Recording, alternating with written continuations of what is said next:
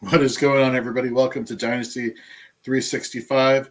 For this week, I am your host, Jorge Edwards. And as you can see, this is not Tyler Heil. This is Jonathan Klonowski, one of our buddies, one of our writers, analysts over in the United Kingdom, joining us this week here on a special episode on Saturday. Jonathan, how are you doing, man? I'm doing well. Thank you for having me. We were just saying it's always difficult to try and get me onto the podcast because of the time difference. I mean, I do often join on the Sunday shows, but so it's great to be on. We've in the UK we've got our fair share of political and economic chaos this week. So chatting about the NFL is a nice sort of nice distraction. Distraction, yeah, exactly. So speaking of Tyler Heil, we want to give a shout out to all of our Fantasy and Frames family, as well as all the people affected by Hurricane Ian over in Florida. Tyler, fortunately, didn't experience too much damage, so we're very thankful for that, and we hope that him and his family get back on their feet soon. We should see him actually tomorrow on the pregame show as far as going forward. Another member here, the Fantasy and Frames family, Zach Berger, also doing fine. So we're very thankful for that. But there are a lot of people out there who aren't as fortunate, and we wish them, we wish them hope. We wish them positive thoughts. We wish them anything that can help them get through what they're having to go through. Obviously, when your entire world, so to speak, is flipped upside down, it's very hard to stay grounded and find that positivity. But that's what we have here in the fantasy football community, and that's what we have as communities as a whole. And we will get better. It will get better day at a time, and just keep having the faith, and things will get better. But with that, let's get into some Dynasty talk. If you're over on the Twitter, make sure to follow us at Dynasty 365 Pod. We're trying to build up all of our social media channels for our individual podcasts. This is where that's streaming. And of course, we are currently streaming on our YouTube channel for Fantasy and Frames, as well as our Facebook page for Fantasy and Frames. Jonathan, like you mentioned, UK time, our time here in the United States, don't really get to see a lot of you. But you are one of our senior people here at Fantasy and Frames. You've been with us for years now, which is crazy that it's been so long. I was talking to Nate about it the other day. I'm like, Jonathan has been here longer than you, Nate. Not quite. I mean, it's you're definitely a trusted member here of the Fantasy and Frames community, in the fantasy football community. And let's talk about you and your fandom a little bit before we get into some Dynasty information. Like, what got you into fantasy football? What got you into the NFL? All that jazz. So tell us a little bit about yourself. Yeah, so I mean, since I've been small, I've always been kind of sports mad. I've played our football, soccer. I was soccer mad when I was young. That was always kind of my sport. And then getting into the NFL, it was kind of, I remember watching my first game back in, it would have been around 2013, 2014, around that time. I had some friends who were Green Bay Packers fans who wanted to watch a playoff game. I have a feel it was one of the ones that they got beaten by Colin Kaepernick. So I think it was around 2013, 2014. Are you talking about in the playoffs? I believe that was. Yeah, he ran for So and then the more I kind of learned about the Packers, kind of coming from this small town, fan-owned, at that time, kind of instantly kind of fell in love with Aaron Rodgers and Clay Matthews and Jordy Nelson, and kind of. My fandom just kind of slowly built from there, and it's actually the NFL is a really nice time for the regular sort of for the regular games, because it's your 1 o'clock, 4 o'clock games for us are 6 o'clock and 9 o'clock in the evening. So it's a Sunday evening. I'm not normally doing anything, so it's a really nice time to just kind of sit and relax and just kind of watch some NFL. So that's I kind of got into fantasy through through a guy that I used to live with. He used to always watch the games on a Sunday.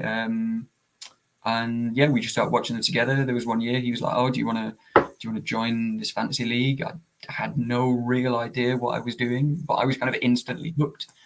And one league quickly became two leagues, quickly became a dynasty league as well, and charity leagues.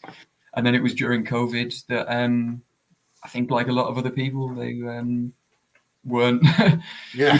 They had a lot of time on their hands, and I'm someone that kind of works with data quite a lot in my work life, and so I kind of actually enjoy sort of looking into data and finding trends and patterns, and the NFL is perfect for something like that. So it combines my nerdiness for data with my Obsession. love and passion for sports. So that's kind of so, and I've been writing with you guys for the last 2 years or so now, and it's been great. So I mean, thank you for the opportunity, and it's long may it continue. Absolutely, and we're hoping to get you more on Dynasty 365. That's probably their podcast on Wednesdays, which we have all of our podcasts recording back to back to back to back, traditionally speaking. That is our earliest one, and so I know Tyler Heil is watching and or listening. We'll be listening later on today. We'll be excited to have you on Dynasty 365 or in any podcast you want to jump in on.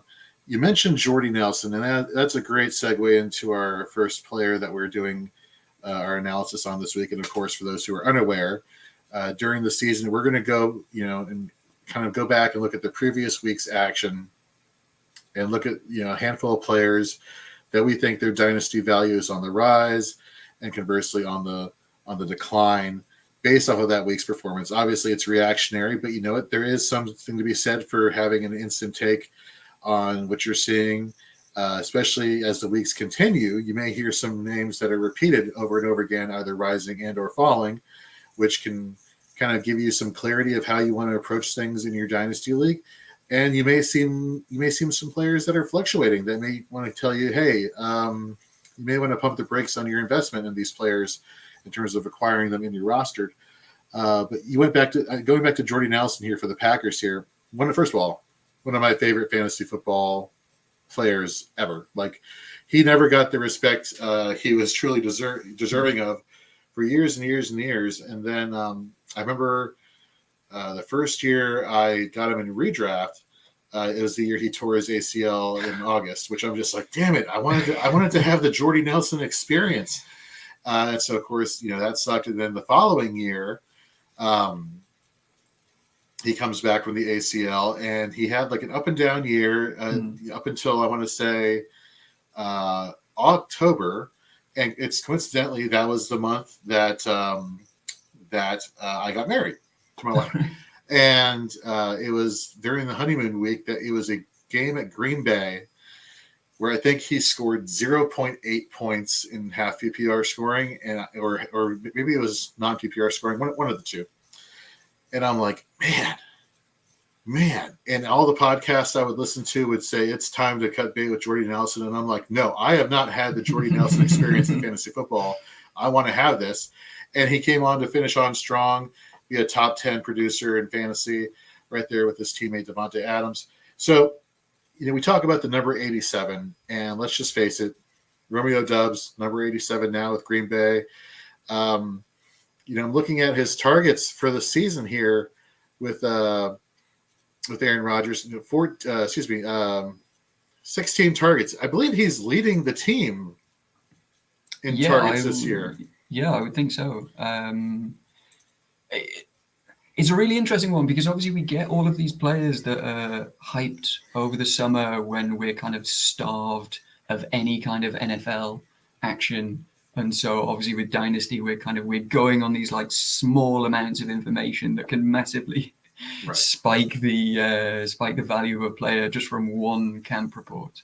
And obviously, with Dobbs, he was written about constantly by beat reporters, and there was there were clear opportunities for him to produce because of that wide receiver room. The difference is that he is actually producing. It's quite nice that there's this kind of hype that, has actually resulted in real fantasy production. So yeah, last week, 8 targets, 8 receptions, 73 yards and a touchdown. I saw a stat that this was the first time since early 2018 that a Green Bay Packer not named Devonte Adams had 8 receptions. That was Randall Cobb back in early 2018. Wow. And obviously, there are obvious reasons for this. With Lazard has been dealing with injuries. Christian Watson hasn't really been on the field that much. Sammy Watkins is now on IR. It was already a kind of very light wide receiver room even before all of those injuries. And it's a really interesting one to talk about with Dynasty, because his value is starting to spike even more now that there is kind of on-field production as well. You saw last week that he was up to something like 80% of snaps. I think the average is something like 60% over the first 3 games. So yeah, one really interesting stat that I've seen is that he has the 4th lowest ADOT amongst wide receivers with at least 10 targets. So I don't think you're going to get those like huge spike weeks. I don't think he's going to be like a downfield threat in the way that Christian Watson could be because of his size. Right. But if he can develop that relationship with Rodgers and he can earn his trust, and if he gets 8 receptions from 8 targets, he is going to develop that trust. We saw what happened to Christian Watson in that first week, the first play against the Vikings. Right. So for me, I'm buying here because you've had that hype, and he is actually producing. And if he is able to continue building that trust, that ADOT to me doesn't matter as much, just because I think there is such a clear opportunity for targets there, that he can be that guy, that possession receiver. According to Pro Football Focus, coincidentally, number 87 has 87 yards after the catch, is number 3 in yards after the catch per reception on the team.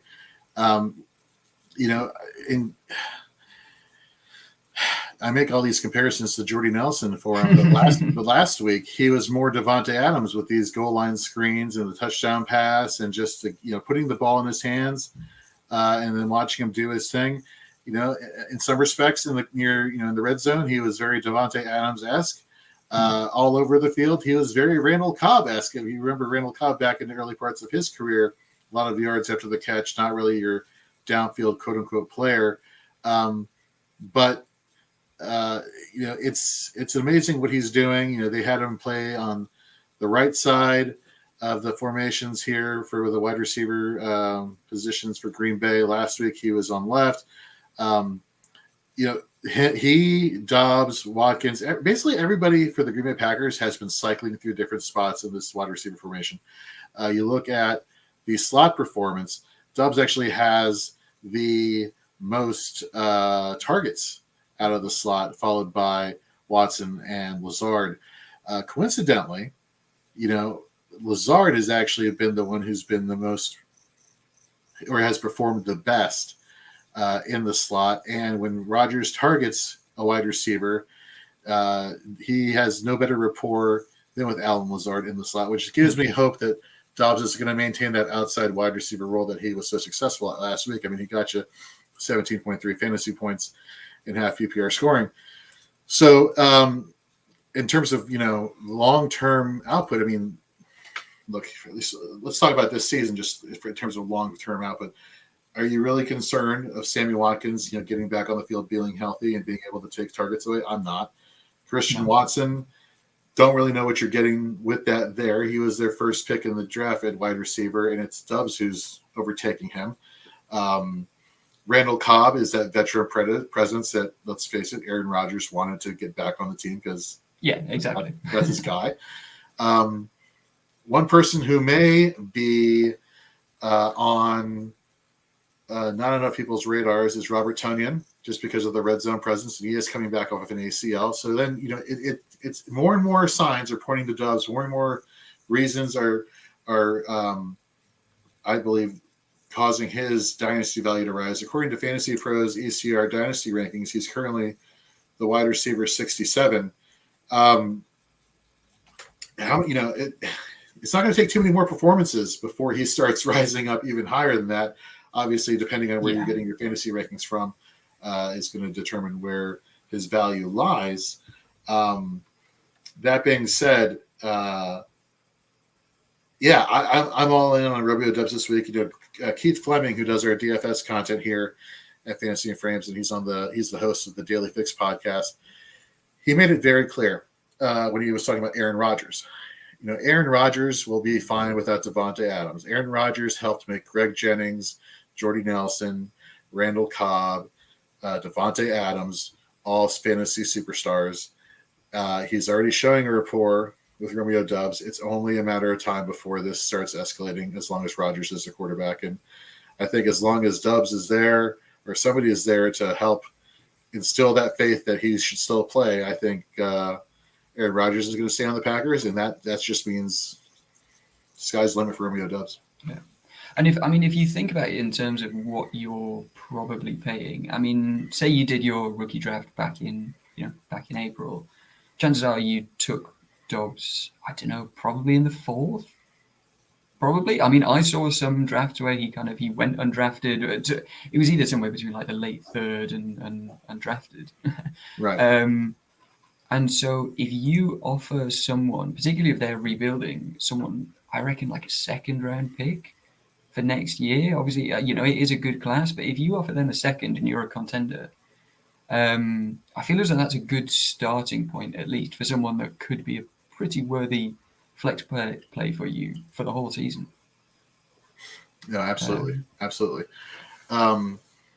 So definitely agree. Stock is on the rise, and I don't think it's a flash in the pan thing. I think this is a thing that is going to be fairly consistent. Speaking of consistency, let's go to our next wide receiver whose stock is up. Again, rookie wide receiver Chris Olave out of the Ohio State University. This guy is leading the team in targets. Another rookie wide receiver who's leading the team in targets for his wide receiving core. It's amazing. No Michael Thomas this week. The value we thought Jarvis Landry would have with this team is not exactly where we were thinking he would be. And Olave has 29 targets on the year compared to Michael Thomas's 22. What are your thoughts on Olave? Is he a little bit more volatile because we don't know the long-term situation at quarterback, or is he somebody that you think, you know what, I'm going to trust what I'm seeing so far and just go with it? Yeah, I think I'm trusting it. Obviously, would I prefer that he was, Justin Herbert or someone throwing to him? Yeah, of course. But, the long-term prospects, with the Saints, they've given up their first-round pick next year as well. So chances are, unless they did some kind of crazy trade, I'm not sure if there's anyone in free agency next year, chances are it is going to be Winston again next season. Right. But I think the thing that I like to see here is that you can already see the path to Olave becoming the clear wide receiver one. You've already said that he's leading the team in targets. So there is an argument to be made. He already is there. But if we're thinking about Dynasty, I think like next year, there is the possibility of him being, or by the end of this year, him being, the very clear wide receiver one. And, we were just talking before we came on air about the number of rookie wide receivers who have hit the ground running in the last couple of years. And it seems as though Olave is that next guy. He's at 14th in yards per route run amongst the 80-ish receivers that have got 10 or more targets. So, he's getting those targets, but he's doing something with them as well. I'm really excited about Olave this year and next year. In terms of buying, I think it's going to be really, really tough to get anyone to sell at the moment. I saw him keep trade cut. I think he's somewhere around kind of wide receiver 15. So it is going to be tough to get him, but to me at that price, I would like to be able to do the deal just because he was one of those guys that was spoken about as like the most pro kind of ready of this class, and you can already see it, and you can see those long-term prospects. Given that Thomas is dealing with injuries, him and Landry are both kind of towards the end of their careers. So yeah, he just looks like such a good player immediately in this league. Yeah, it's we're talking about Dubs and we're talking about Olave, and I guess in certain respects, both of their quarterback situations are kind of quote unquote up in the air for the next over the next 5 years. I don't see Aaron Rodgers playing for 5 more years. I don't see Jameis Winston being the starting quarterback for 5 more years. I could be wrong. But to see them perform so well, and I don't think Olave is getting a lot of the respect that he should be getting around the league. You hear the high-profile rookies because they have high-profile quarterbacks. Jameis Winston isn't exactly commanding that wow factor, I think, around the league. But Olave is under the radar for a lot of players, and I agree with you. With the hardcore Dynasty fans, it's probably going to cost you a lot to get him. But for the people who are just getting into the Dynasty, who may not realize what they have on their hands, there could be a buying opportunity. But I would be, if I'm the Olave manager, for those, whether you're new or a veteran to Dynasty, I would hold. Hold there. His value has definitely been consistent, as we were talking about the highs and lows, consistent over the course of the season. 2 great wide receivers that I agree with you are doing fantastic and are definitely some people, a couple of players that you should be drinking the Kool-Aid on for Dynasty purposes. Yeah, sorry, just to keep going. Consistency. That consistency point is something that we often don't see with rookie wide receivers. We've kind of got to accept that they will be a little bit up and down in their first year. And, the same with Romeo Dobbs. Matt LaFleur was talking about how, he needs to learn, and, it's not going to be kind of smooth sailing through the whole season. It will be the same with Olave. So if he does have a couple of down weeks, then that's the time to pounce, because he's clearly talented. What did he have? Something like 150 yards last week against Carolina. And you said like he's seeing those consistent targets. So if he does take a dip, then don't panic. Certainly don't sell. But in leagues where you don't have him, then see if there are a couple of worries, and about certainly about the long term prospects at quarterback. Absolutely. Let's go now to a tight end that I know Tyler Heil was very high on heading into this season. He looked at a lot of this player's advanced metrics, saw that he was being horribly utilized in the offense here for Cleveland for many years. Let's not forget this guy was a first-round draft pick for a reason. But for whatever reason, I think he came out of Miami, if memory serves me correctly. Something's been off. And of course, I'm talking about David Nachoku. Coming off of a performance against Pittsburgh where he had 10 targets, 9 receptions for 89 yards and a touchdown. He got you 19.4 fantasy points last week. Prior to that, 5 targets, 3 receptions, 4.7 points. 1 target, 1 reception in week 1 for 1.2 points. What is your take in terms of his stock being up after this past week? To me, this is I'm probably a little bit lower than Tyler for a couple of reasons. Firstly, I will point out that he is who I've written about for this week's Chasing Upside, which will be coming out later tonight, folks. So yeah, I love Njoku this week against the Falcons. I think looking at his usage, he is on the field something like an average of 90% of the time. It was one of the highest sort of snap percentages at tight end. So he's being used in both the run game and the passing game, but we know that he has the yards after catch ability. And so, yeah, I think this year, I do think he's going to be really, really useful for fantasy managers. Mainly because, one, he is a good player. You know, you're right that he was taken in the first round for a reason. He was also given a contract, you know, a big contract this year as well, when a lot of people were kind of wondering whether he was going to be traded or whatever. Right. My worry is that he will be really good this year slightly because of the lack of weapons beyond him and Amari Cooper in the passing game. And so I am okay with someone who is rebuilding, selling him. Maybe not quite yet. I think that there is the possibility of his value increasing over the next few weeks if we kind of see this usage continue. But my long-term worry is that they make investments at the wide receiver position, and he goes from being, you know, because I think he was first in targets last week. My worry is that you know, they invest more at the position next year, and he maybe slips down a little bit from where he is, because, you know, beyond Amari Cooper and Nachoku, there isn't really anyone. And so I think there are maybe some question marks as to have they figured out how to use him, possibly, but is it maybe out of necessity because Who's there? Who else is there? It's Donovan Peoples-Jones, and David Bell hasn't really got worked in yet.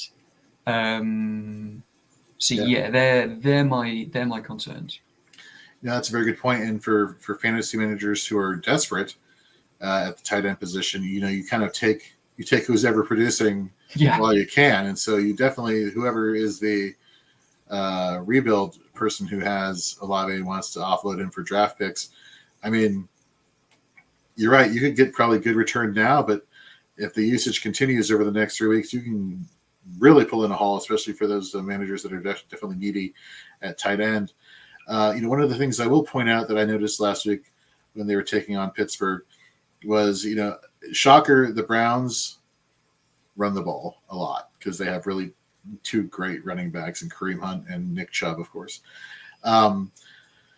But you saw them kind of get stonewalled. You saw Kareem Hunt get stonewalled a bunch of times at the goal line. You know, there's only so many times that Nick Chubb can run it up the gut and be successful in getting a touchdown. I mean, they have to rely on somebody in the red zone and the end zone, and I think that's a good area where Nachoku has opportunity to thrive for fantasy purposes.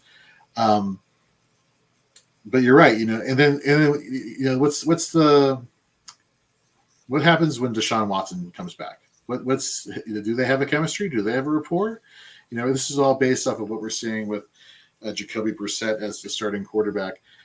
So I think your sell window is definitely tied to when Watson comes back. So I think I 100% agree with you. Like the next 2 to 3 weeks of the usage continues, and you're the person who's trying to offload them for draft picks, that is your window. That is your window. Definitely short term.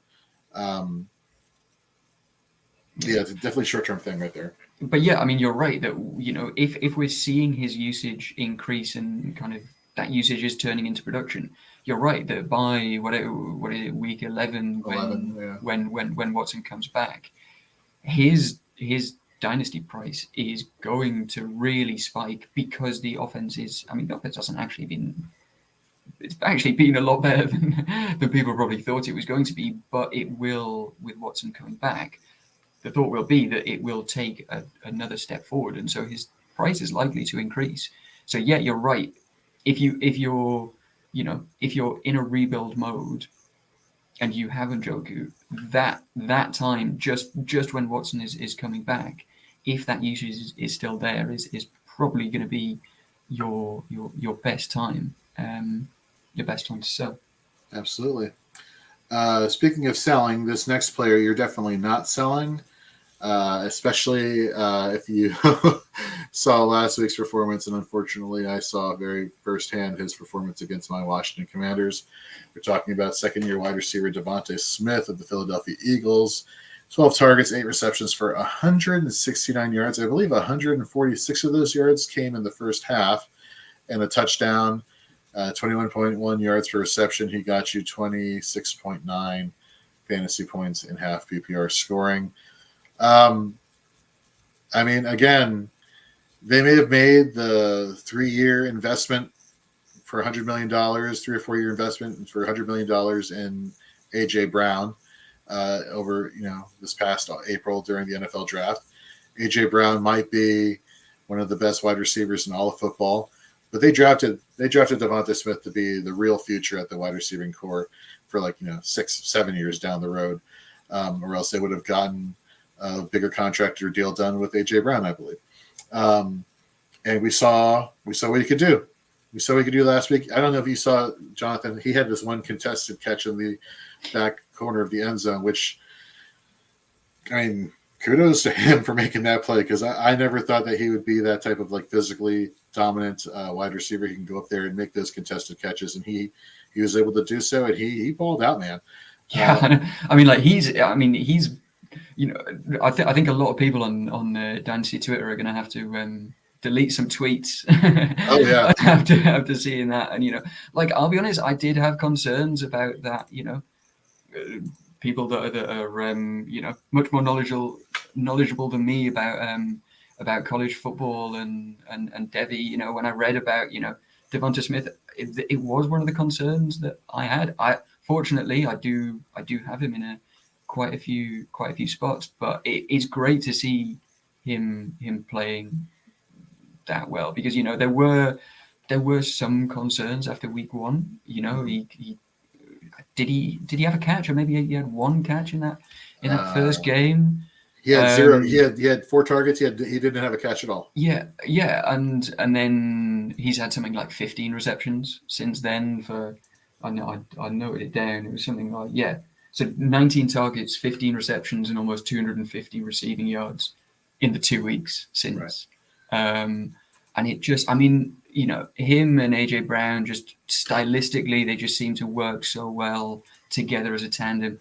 And I'm so excited to see where this offense goes, because it's just so exciting to watch with them, with Hurts as well. It seems like a kind of Chase Higgins kind of situation where yes, there is a 1, but that number 2 is still it's still a top 15 wide receiver. Right. And I'm not sure what his sort of dynasty price is at the moment. I think on Keep Trade Cut it was around sort of 50. I think it was kind of similar to Olave, maybe slightly lower, but yeah, as you said, I'm not sure he's someone that you're really going to be able to buy at the moment. Yeah, Fantasy Pros has his ECR at 25. So whether that was highly skewed from last week, it was up 7 spots. So clearly his performance last week caused a major jump. One of our writers here, new to Fantasy and Frames, Charlie Cangelosi, did a write-up for the Eagles wide receiver position, and he was talking up how, as good as A.J. Brown is, it's Devonta Smith who is really going to have the connection here, shockingly, with his college quarterback, Jalen Hurts. And I think as Jalen Hurts develops going forward, and he's been developing, it's been so amazing watching his transformation. Yes, it sucks. I'm a Commanders fan, and I hate giving props to other teams in the division. But, just going and speaking slightly a little bit on Jalen Hurts, when he was at Oklahoma, I remember the things, the videos on Instagram that after a win on a Saturday night, you saw him immediately go into the gym and start working out again after the game. You like to see that. That's probably happening on the professional level at a certain degree, and the hard work's paying off. And these receivers are eating. They're getting plenty of opportunities. This offense is rolling. I personally have the Eagles making it to the NFC Championship and representing the NFC in the Super Bowl this year. That's my hot take or cold take, or that's just my take. Yeah. And I think Well, actually, I was going to say, if you look at their schedule, the next few weeks, there aren't really that many difficult games. I think over the next sort of 6 or 7 games, the most difficult one is Green Bay at home, and that's at home, so they'll probably be favourites. I think they'll probably be favourites for I can't remember, at least the next sort of like 7 or 8 games. So there's a good chance that they get to that they don't lose many at all this season. I think they'll be the number 1 seed in the NFC.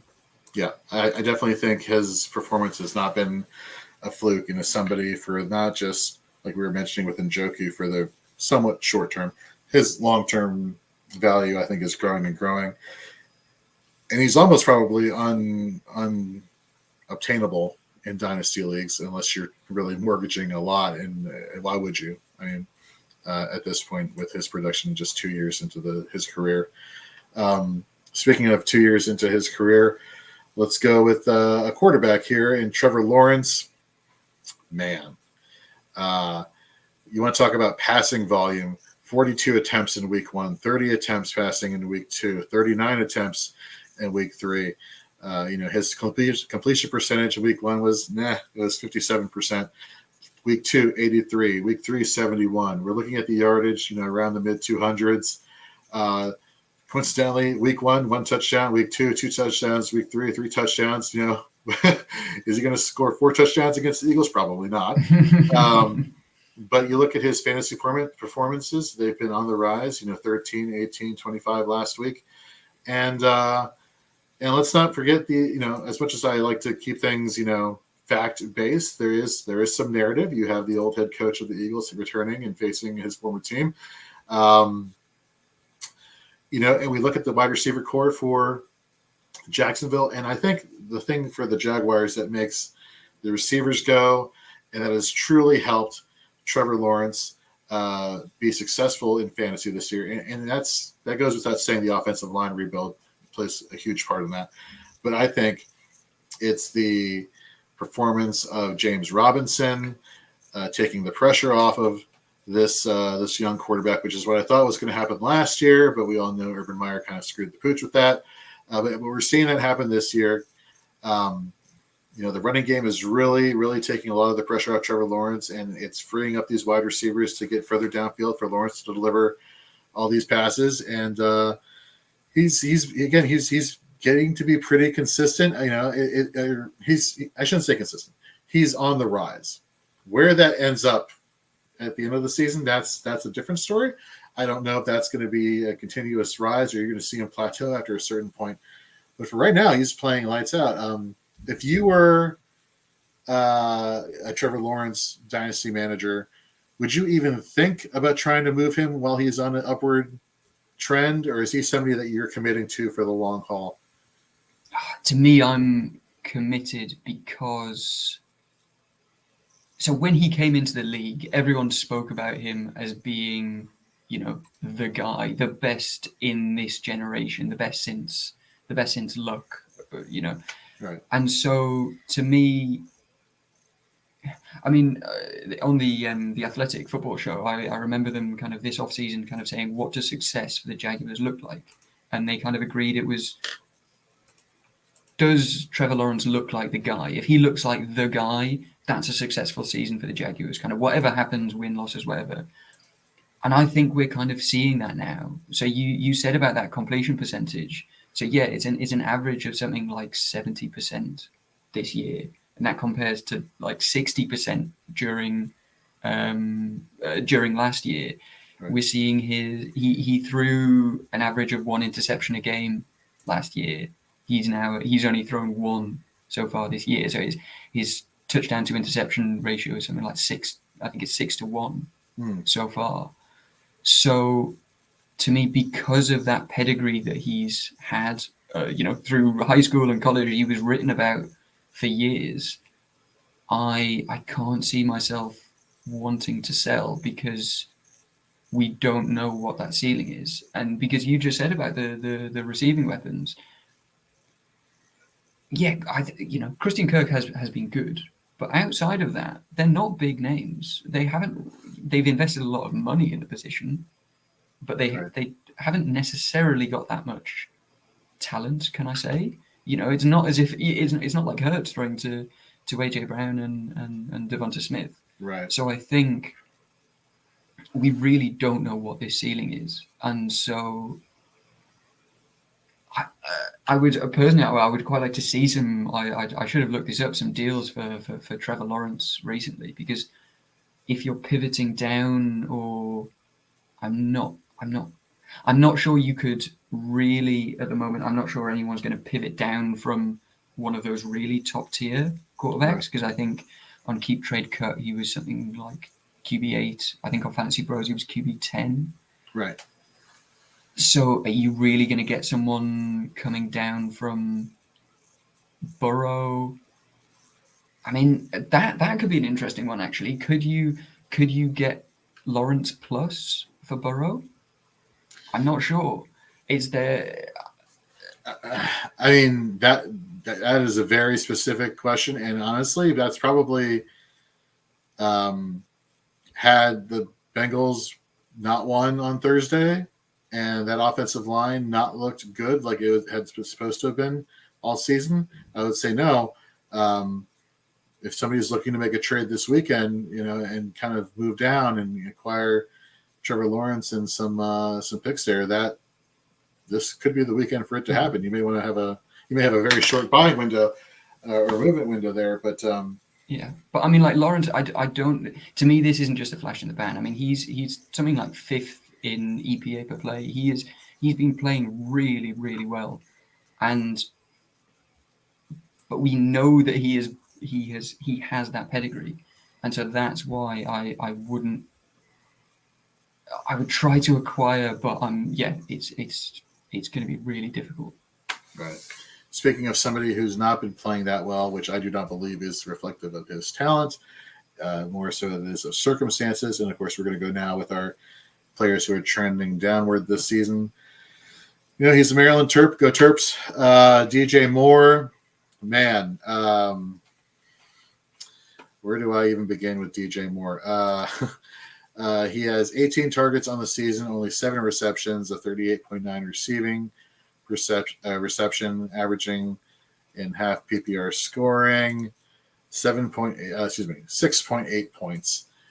Jonathan, I don't know if you saw the press conference or the interview they had with him yesterday at his locker, where he was saying, well, Baker Mayfield's saying the reason why your performance isn't so well is because you're just not getting open.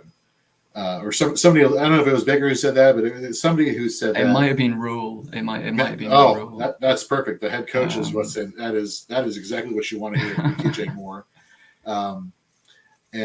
Just it sucks, man, because he's been such a consistent wide receiver. The touchdowns have always been not there for him.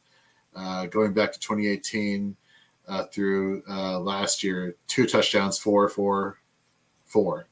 And he only has 1 so far this year. 88 total receiving yards. Your fellow countryman and one of our other writers here, Bill Mustafa, put out a tweet yesterday, and he said, there is and I'm paraphrasing here, there's precedent for a former Maryland wide receiver not being happy with his quarterback requesting a trade and things working out well in the end. And of course, referring to Stephon Diggs leaving Minnesota and getting traded to Buffalo. Hilarious. But, something to be said here. And kudos to DJ Moore for hearing what his head coach had to say during this question and answer session at his locker yesterday, and for him to kind of like laugh a little bit, acknowledge like that was messed up for his coach to say, but at the same time, and I think that's where the laugh and the wink kind of came from. But he handled it as professionally as possible.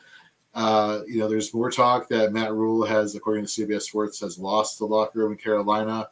I think it's only a matter of time.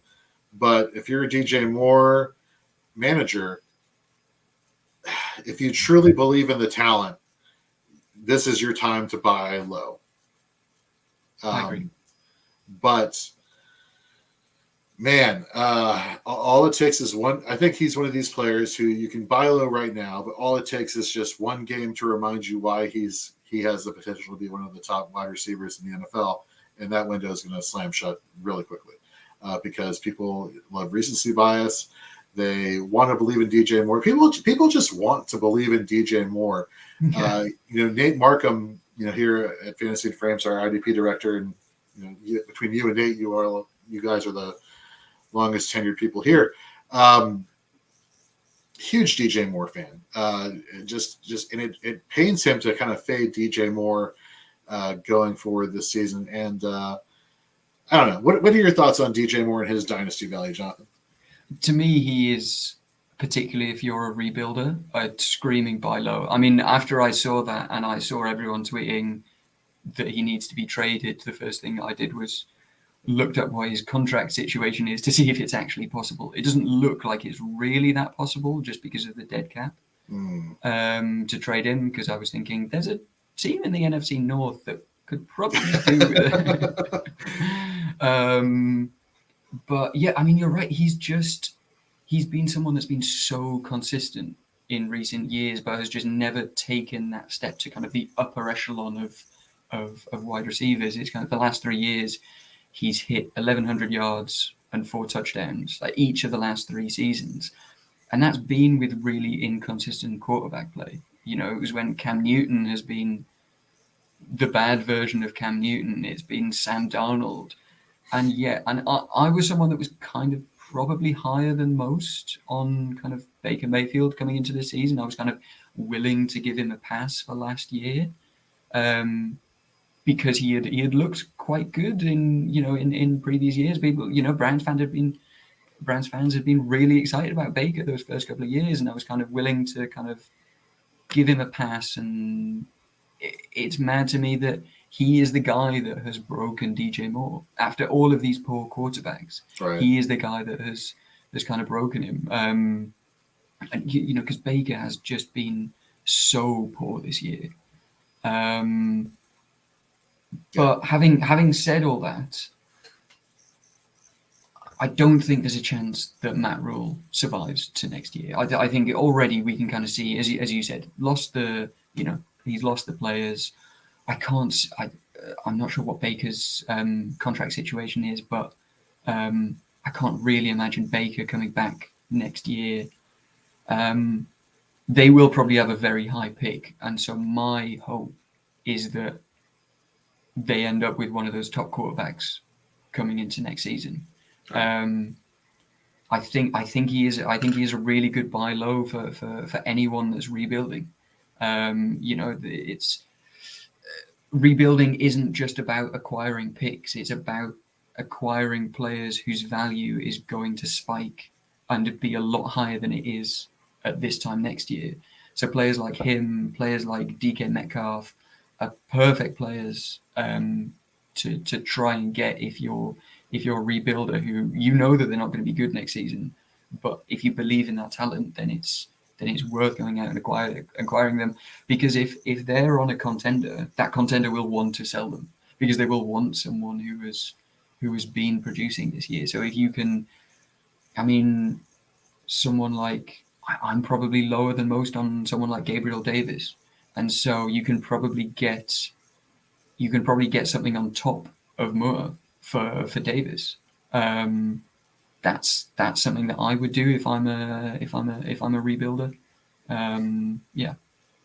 You mentioned if you believe in the talent, and I think one of the debates for people in Dynasty, especially, talent versus situation has always been like, which is more important, the landing spot of the player or the player's talent?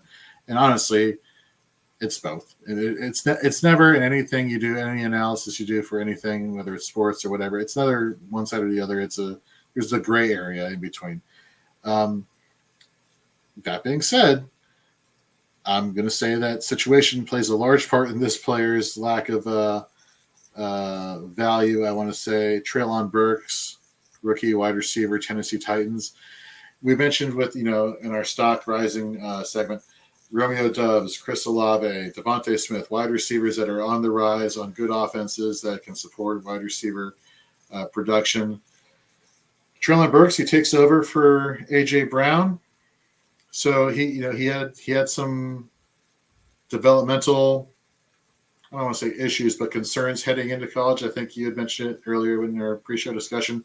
There's always been some maturation in terms of just growing as a player that was going to have to happen with him coming into the pros, being thrust into this spot where he is going to hopefully be the wide receiver one right now. Currently, it's Robert Woods, so congratulations, Bobby Trees, for doing that. But Robert Woods isn't a long-term answer wide receiver for the Tennessee Titans. It's supposed to be Treylon Burks. But unfortunately, this isn't a high-passing volume team. As much as people want, as much as Ryan Tannehill wants to be able to air it out, as he showed in the playoff game last year, that's just not what this offense is predicated on. It's predicated on giving it to Derrick Henry, have him squash defenses, and having one receiving target that you can count on, which, unfortunately for Treylon Burks, is Robert Woods. And then when either of those two are not an option, Ryan Tannehill will use his legs, or he'll use his legs and go get the touchdown himself. So I'm very curious to hear whether or not you see any rebound potential for Treylon Burks, or is he somebody that you're kind of like, man, I kind of just want to get him off my team and see if somebody else will take the risk and give me some draft capital for him. So to me, I think, so the last couple of years, we were talking about this just before the show started. The last couple of years, fantasy managers have been really blessed with a number of rookie wide receivers who have hit the ground running. I mean, as you said, we were talking about Olave and Dobbs this year. You've also got Garrett Wilson. You've had Jamar Chase and Justin Jefferson, obviously to the extreme. But, a lot of dynasty managers will kind of, because of that, maybe start to expect a little bit of instant production from those rookie wide receivers who were taken in the first round of the NFL draft. This is something that I wrote about in the Treylon Burks prospects guides back when pre NFL draft, was that he was going to be a project. That he was always going to be a project because of his usage at Arkansas. He was the focal point of that offense, and you look at a lot of the routes that he ran. It was a lot of screens. It was a lot of him in the backfield. It wasn't a normal NFL offense, and so he's needed to kind of develop those kind of more traditional wide receiver skills. And so I'm willing to try and take him off someone's hands who is being impatient. Again, I think especially if I'm rebuilding, I'm happy to have him sat probably normally on my bench because he's not necessarily going to do that much this year, but he has all of the physical tools to be a dominant wide receiver. And we don't quite know what this offense is going to look like next year. I think there's probably a good possibility that Tannehill isn't around in a couple of years. Henry's obviously coming to the end of his tenure. So I'm willing to invest for that kind of for the long-term prospects. I think for this year, that offense just looks a little bit of a mess. It just seems that they've tried to go they've had something that's worked for a couple of years and they've just gone 1 year kind of too far with it. But I think long term he has the physical abilities to be a good wide receiver. And if the manager in your league is being impatient, then I'm willing to buy low. Well, if you're willing to buy low on Treylon Burks, I'm wondering what the assessment is in your mind for Jerry Judy in Denver. All offseason we heard, Russell Wilson has such a great rapport with his wide receivers. And I believe Judy's coming off of the ACL last year. But there was talk about him and Cortland Sutton just meshing well. I think it was Sutton that was coming off the Sutton was coming off the ACL. Thank you. It doesn't show that Cortland Sutton's coming off the ACL, at least when it comes to Russell Wilson's preference in the receiving game, because Cortland Sutton is leading the wide receivers this season in targets with 28. Then Jerry Judy with 16. Here's the reason why Sutton is the primary target for this Denver passing offense. He has like a completion percentage of reception percentage of 68%. What would you guess? Let's assume they're not looking at the stats right now. I actually haven't seen this stat. Okay, what would you guess Jerry Judy's completion percentage is on the season? And you said that Sutton was 68? 67.9 technically. Okay. Well, I don't know, 55, 60? That is super generous. It is 43.8. Yeah. So I get Dynasty, you're thinking about long-term, I think, or long-term value here, and I understand the whole, talent trumps, this or that. I don't get it, to be honest with you. I really don't get it. What is the hype surrounding Jerry Judy for this offense? This offense as a whole looks messed up, but if a messed up offense can still feature one wide receiver in Cortland Sutton, why isn't the first round wide receiver showing the same type of ability on the field with Russell Wilson? I have no idea. For me, for dynasty purposes, if somebody was to send me a trade, and even if it was like a buy low for Jerry Judy, I don't know if I'm accepting that, just because I aside from name value and draft capital, what are you really getting? Am I being a little bit too negative here, or do you think there is always room? There's always everybody else, like the $1 million man in professional wrestling always says, everybody has a price. Is there a price for you for Jerry Judy, or is he somebody that you're kind of like, I'll look elsewhere? I'm looking elsewhere just because I feel as though his price is probably still a little bit too high, just because he does have, as you said, he's got that first round draft capital. People were really excited about Jerry Judy coming in to the NFL that year, because that was the year where you had CeeDee Lamb coming in as well, and there was a debate over who should be the number one there, and he's just not, as you said, we've only seen flashes. We've never seen consistent production from him kind of since he entered. And I know that there's been quarterback issues, but looking at his value, I would be looking to move on to someone like Elijah Moore, who has also been inconsistent this year. Offense probably isn't going to be great this season, but we've at least seen more kind of consistent production from Elijah Moore. I'm Judy is someone that where I have him, I'm kind of I'm going to try and see if there is anyone that believes in him more than I do, because I'm worried about the consistency. I agree with you. And to round us out here for our Dynasty stock review for week 3, I don't think this one will take a lot of time to break down. Rashad Penny. Look, folks, there's a reason why they drafted Kenneth Walker in the second round this year. Rashad Penny has never played a full season in the NFL heading into draft season this past August and late July.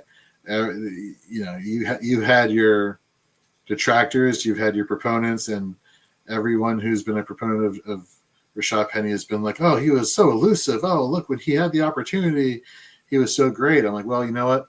You let somebody rest up for 13 out of 17 games and, come on the field for, 3 or 4 games and perform well. I'm not, shocked. But he's not performing well at all. He has a good yards per carry average with 4.4. He is the lead back on this team in Seattle with 32 attempts compared to Kenneth Walker's 7. Obviously, Walker has played one less game than Rashad Penny. Here's the thing that I think nobody anticipated for Seattle. Geno Smith has been playing a lot better than I was expecting him to play. He's been okay, which I kind of is better than a lot of. I mean, his completion percentage actually isn't that bad from what I've seen. Yeah, no, it's 77.5. I mean, it's not great, But I think a lot of us thought, oh, it's Geno Smith. Well, therefore, wow, Rashad Penny to the moon. Why? Because they're just not going to throw the ball at all. And they're just going to give it to Rashad Penny every single play. And it's like, I'm sorry. That's not, if that's where you're hoping the type of performance is going to be from Rashad Penny week in, week out, you're not going to get that. I was going to say, I mean, the reason that I kind of wanted to bring Penny up was the first 2 weeks, they were playing Denver and then they were playing San Francisco. So two tough matchups for him that there's going to be a negative game script likely. You can kind of see why he wouldn't have necessarily done that well prior to those games. But week 3, they're playing Atlanta. So you feel as though it's going to be a closer game. He's had 15 touches, which is the most out of the 3 games. And yet he still only ended up with 7.4 points in half PPR scoring. So even when the opportunity looks like it should be there, it still hasn't happened. The offense just isn't good enough. So it's tough, but I'm trying to get whatever I can for him. And the thing that I'm hoping for is one big game. I mean, he has had explosive games. I mean, I was looking at his performances from last season. I mean, from week 13 onwards, so week 13 to 18, he had at least 10 rushing attempts. And he ended up with at least 100 yards in 4 of those games. So there is always the possibility that he's going to break off a long run. And as soon as that happens, I'm trying to sell and trying to get any value possible, because there will likely be one contender that is maybe a little bit light at running back and wants an extra body in there to see if they can push it just over the line because they're dealing with a couple of injuries or whatever. So yeah, I'm just crossing my fingers and hoping for a long run and then seeing if I can get anything. Absolutely. And with that, folks, that wraps up our Week 3 Dynasty Stock Review. Jonathan, thank you very much for jumping on with us. We hope to see you more on Dynasty 365 coming forward this season. Of course, folks, you can check us out at our usual time at 7:30 p.m. Eastern on Wednesdays, along with the rest of the Fantasy and Frames podcasts on the Fantasy and Frames Podcast Network here on Facebook, YouTube, and, of course, on our individual podcast Twitter accounts. You're going to the game tomorrow, I'm assuming, here, Jonathan? I am, yes. I'm lucky enough to be going to all 3, so I'm very excited. The weather, I mean, so obviously I'm seeing my Green Bay Packers who are coming to London for the first time, the last team to come here. I'm annoyed that it's not being played today because it's nice bright blue skies today and it's supposed to be raining tomorrow. So you might, talking about Olave, we might want to be careful of some of those wide receiver options. But yeah, I'm very excited. I'm very excited. So we talked about Trevor Lawrence before. I'm very excited to see him in the flesh because I saw him last year and it was obviously a very, very different story. But yeah. Nice. Well, we, of course, here at Fantasy and Frames every Sunday morning, we'll be doing our Fantasy and Frames pregame show at 10 a.m. Eastern, going for probably a couple hours, answering your start and sit questions, as well as going over to fantasy relevant players for every NFL matchup. Tyler Heil here, the normal host here for Dynasty 365, had mentioned doing some type of like in-game live stream here on the Fantasy and Frames network tomorrow morning for those of us here in the U.S. And if that happens to go down, we expect a either belligerent or drunken or happy message on WhatsApp that I could, or like some type of live video feed straight from Tottenham Stadium. Anyhow, dude, have a great time at the game in the UK. I know it's a great experience. I'm jealous. I love the UK. I love you, London. I love everything about the experience the NFL has overseas. So I'm happy for you. And thanks again for being on Dynasty 365, folks. Follow him at Jay Klanowski NFL. You can find his work every week on Chasing Upside, where we look at the upside plays for fantasy football and offense. So check out his work, tight ends, right? Tight ends is where you like That's to right. cover. And of course, check out all of his work. Look at the pre-draft profiles for all of his players in the NFL. Just been here. Great staple of the Fantasy and Frames community, as well as the fantasy football community. So thank you very much, Jonathan. No, thank you. I appreciate it. And yeah, anytime you want me, I'm always happy to come and talk about the NFL. Absolutely. All right, folks. Well, good luck this week. Good luck managing your dynasty rosters. We'll be back on Wednesday at 7:30 p.m. Eastern. So for Jonathan, I'm Jorge. Tyler, we wish you a speedy return to action and hope everything is going well with you today. We should see you all tomorrow on the Fantasy and Frames pregame show at 10 a.m. Eastern. Take care, folks.